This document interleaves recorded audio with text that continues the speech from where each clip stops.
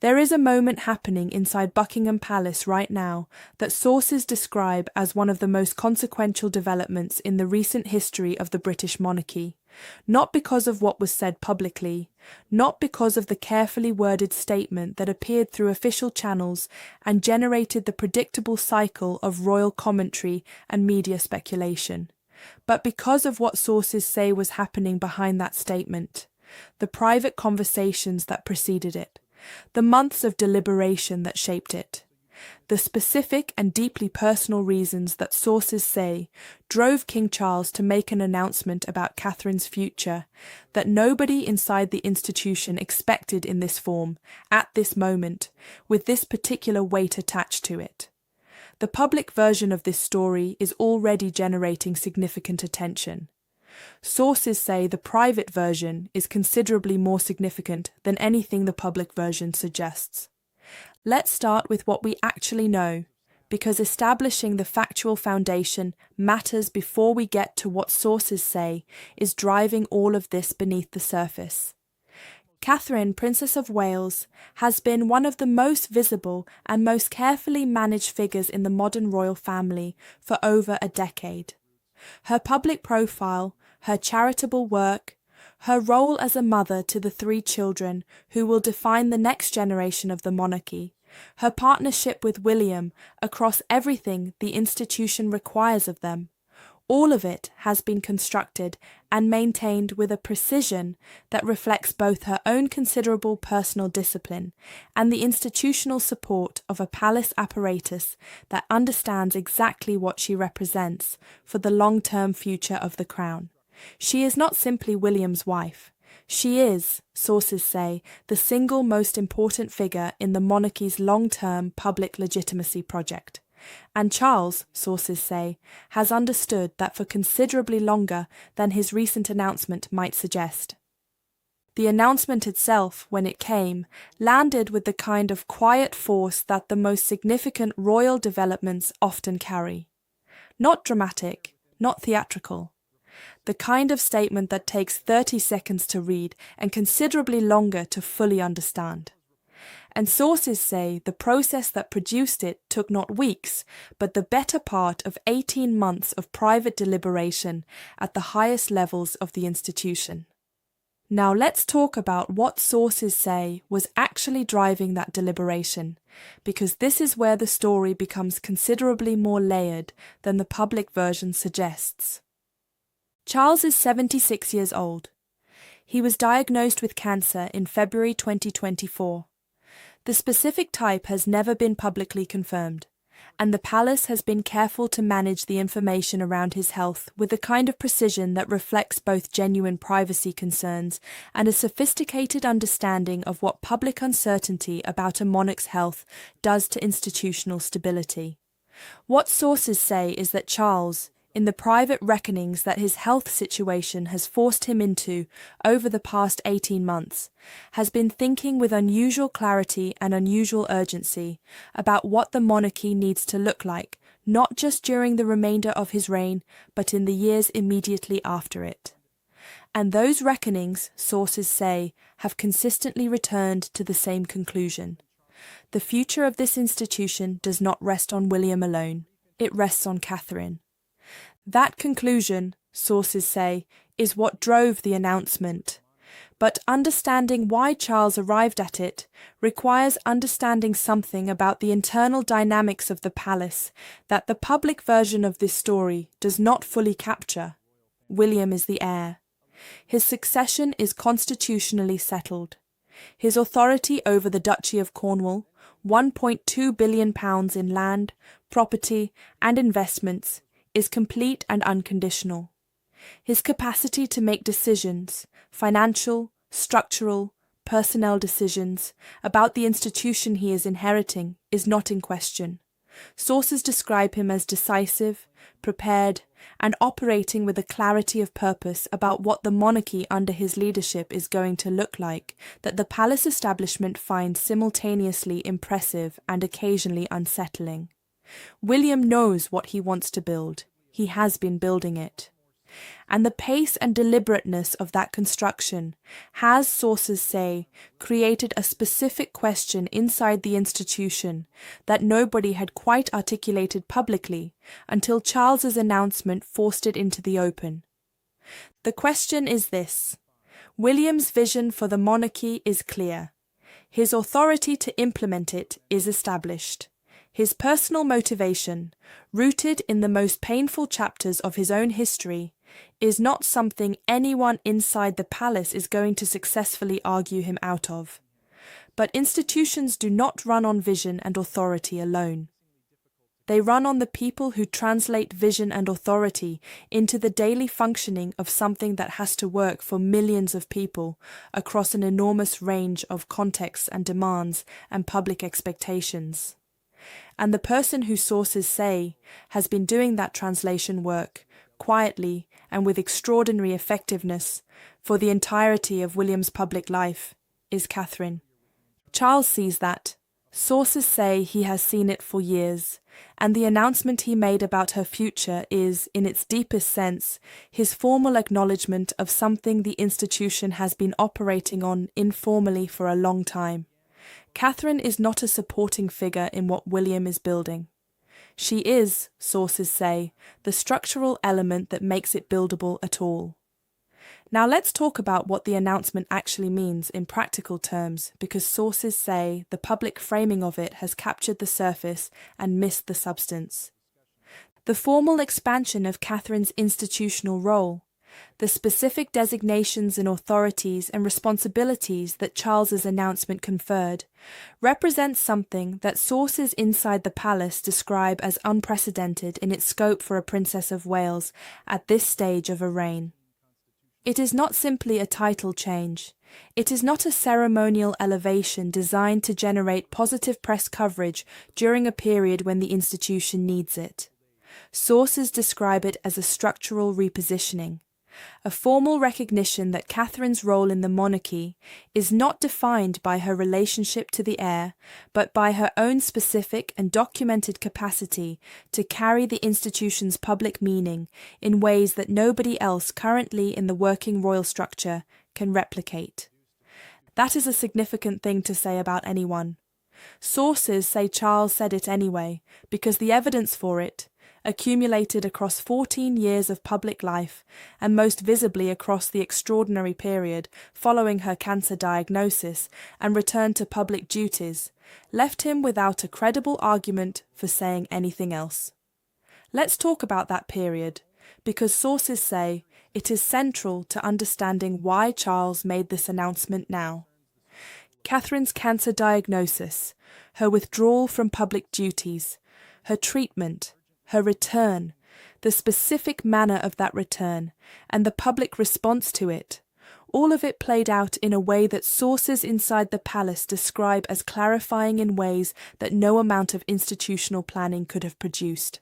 The public response to Catherine's illness was not simply sympathetic. It was, sources say, revealing. It revealed something about the specific nature of her relationship with the British public that even the people inside the palace who understood it best found startling in its depth and its breadth and its genuinely cross-demographic reach. People who had never paid attention to the royal family paid attention to Catherine's illness. People who were actively hostile to the institution expressed something that looked very much like genuine personal concern for her well-being.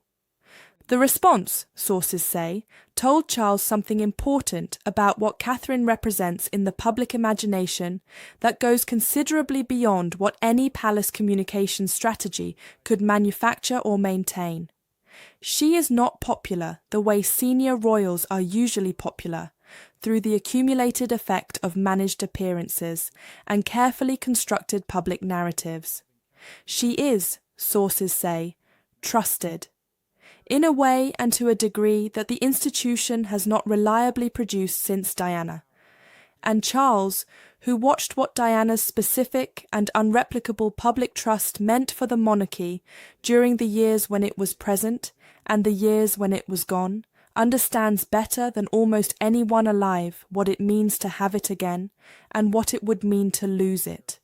He does not intend to lose it, and sources say the announcement about Catherine's future is his formal attempt to ensure the institution is structured in a way that protects and supports what she carries, rather than leaving it vulnerable to the kind of institutional friction that has historically been the monarchy's most effective tool for undermining its own most valuable assets. That last observation, sources say, is the one that certain people inside the palace found most pointed when Charles's announcement landed, because the history of this institution and its relationship with the women who have carried its public meaning most effectively is not a comfortable history. The establishment's relationship with Diana is the most documented version of that pattern. But sources say Charles is aware that the pattern itself, the institutional instinct to manage and contain and ultimately undermine the figures whose public connection most threatens the establishment's control of the monarchy's narrative, is older and more persistent than any individual example of it, and he is aware, sources say, that without formal structural protection, Catherine is not immune to it. The announcement about her future, sources say, is that protection taking formal shape. Now let's talk about the specific ways in which Catherine's institutional position has been strengthened, because sources say the details matter, and the public version of the announcement did not fully capture them. The authority to issue royal warrants, extended to William and Catherine in 2025, was the first public signal of the direction Charles intended to move. Warrants are not ceremonial. They are the Crown's formal endorsement of institutions and organisations, a privilege that monarchs have historically guarded with considerable care precisely because of the institutional weight they carry. Extending that authority to William and Catherine was a public signal about where the symbolic power of the Crown is being deliberately repositioned. Not toward the current reign in its existing configuration, toward the next generation, toward William and Catherine specifically, away from everything associated with the current configuration of royal adjacency that has been accumulating around the king for the past 2 decades. Sources describe Charles's most recent announcement as taking that repositioning considerably further. Catherine's specific charitable associations, her patronages, her formal connections to the institutions and causes she has championed across 14 years of public life, have been elevated in ways that sources say give them a permanence and an institutional weight they did not previously carry. They are no longer simply the patronages of the Princess of Wales, held at the discretion of the monarch and subject to the redistribution that occurs whenever the working royal structure changes. They are, sources say, formally connected to Catherine in a way that reflects Charles's intention that they remain hers, regardless of what changes around her. That distinction matters more than it might appear to. The redistribution of royal patronages since Queen Elizabeth's death has been ongoing and at times contentious. Hundreds of patronages held by the late Queen needed new homes within the working royal structure. Sources suggest the process of that redistribution has not been entirely straightforward, that certain high-profile patronages were being positioned for Camilla in ways that have quietly been redirected, and that the decisions governing the redistribution have reflected priorities that go beyond simple logistics. Charles's announcement about Catherine's future takes her own patronages and charitable associations out of that contested redistribution landscape entirely. It settles them. Sources say that settlement is deliberate, and that the deliberateness of it will not be missed by the people inside the palace who understand what it means. Let's talk about what it means for Camilla, because sources say that dimension of this announcement is the one generating the most private anxiety inside the palace right now. Camilla has spent 2 decades constructing a position within the institution that sources describe as built on accumulation. Ceremonial roles, charitable associations, royal patronages that give her position substance and legitimacy beyond simply being Charles's wife. symbolic objects and occasions that communicate to the institution and to the public that her presence is established, legitimate, and permanent. She has been patient and she has been disciplined, and she has been, by any honest measure, largely successful at the project she set herself. She is Queen Consort. She sat beside the king at the coronation, wearing Queen Elizabeth's tiara.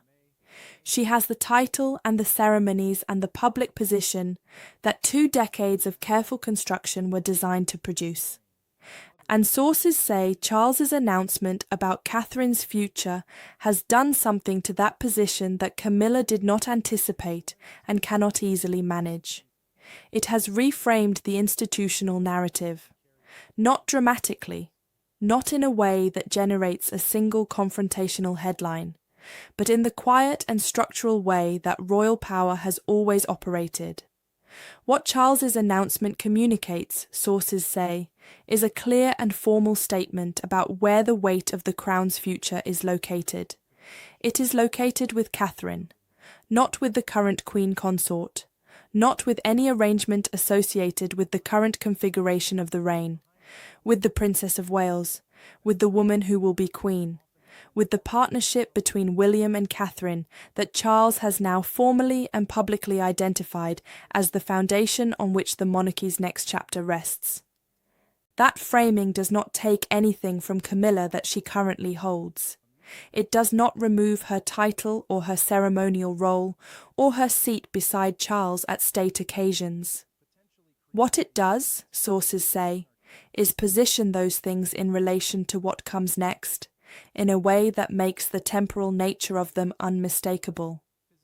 Camilla's position belongs to the current moment. Catherine's position, as Charles has now formally structured it, belongs to the future. And in an institution whose entire claim to significance rests on its continuity across time, that distinction is not a small one. Sources describe Camilla's private response to the announcement as the response of someone who understood immediately what it meant and found the understanding uncomfortable. She has spent 20 years building toward a position she now holds.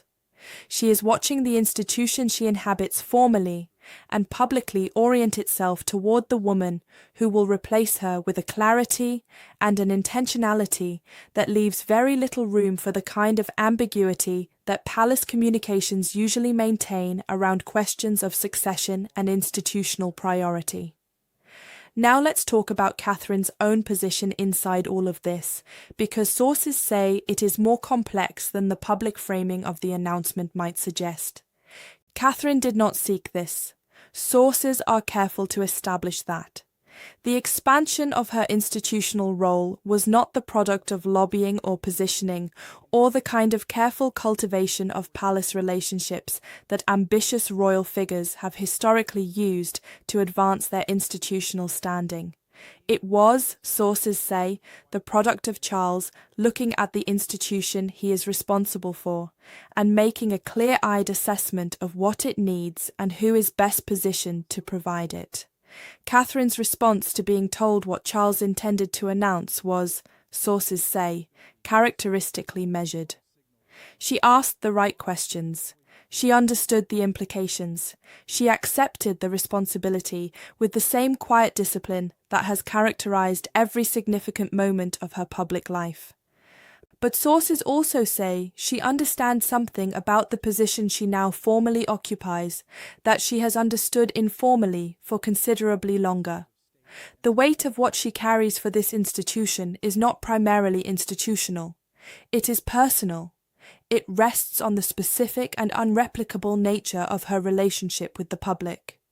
And that relationship, as her illness and return demonstrated more clearly than anything else could have, is not something the palace apparatus created or maintains. It is something she built herself across 14 years of showing up, doing the work, being present in the way that the public responds to as genuine rather than performed. Charles's announcement formalizes that. It gives institutional structure to something that was already real. But sources say Catherine knows that the structure and the reality are not the same thing. The structure is Charles's gift to her and to the institution. The reality is hers to maintain, and she intends to maintain it. Let's talk about William's position in all of this, because sources say it tells you something important about where the institution is actually heading. William did not need Charles to make this announcement to understand what Catherine means to everything he is building. He has known that since long before he became heir. He has watched her, sources say, with the specific and considered attention of a man who understands that the monarchy he is inheriting is not going to survive on institutional tradition and constitutional authority alone. It is going to survive, if it survives, on the same thing that has always kept it relevant when relevance was genuinely in question: the ability to make people feel that it sees them, understands them, is genuinely connected to the reality of their lives, rather than performing a connection from behind the elaborate machinery of royal protocol and palace management. Diana had that ability. The institution found it threatening and worked to contain it, and ultimately lost it in a Paris tunnel, and spent the following decade learning what the absence of it actually costs. William watched all of that happen. And sources say he has organized the entire architecture of what he is building around the recognition that Catherine has it too, in a form that is different from Diana's, but equally real and equally irreplaceable. Charles's announcement is, in that context, not simply a statement about Catherine's future. It is a statement about what the institution has learned, about what it now understands after everything it went through, about the specific kind of public connection that keeps it meaningful. It is Charles, at 76 years old and with a cancer diagnosis, that has forced a particular kind of clarity into his private reckoning about legacy, using the authority he has left to formally structure the monarchy around that understanding before he no longer has the authority to do so. Sources describe that as the most significant thing about the announcement, not the specific titles or designations or institutional authorities it conferred, the intention behind it, the recognition it represents, the formal acknowledgement made by a king who understands better than most what it cost the institution to ignore that recognition when it mattered most, that Catherine is not a supporting figure in the monarchy's future. She is its foundation. The United Kingdom woke up to a statement about a princess's institutional future. Sources say what Charles actually announced was something considerably more significant than that. He announced where this monarchy is going. He announced who is going to carry it there. And he did it with the kind of formal, structural, legally documented clarity that leaves the people inside the institution who needed to understand it in no doubt about what he intended and why. Diana never got to see this. She never got to see the institution she spent years trying to change from the inside formally orient itself around the values she argued for and paid everything to champion. She got a Paris tunnel and 2 boys without a mother and a family that took too long to lower its flag.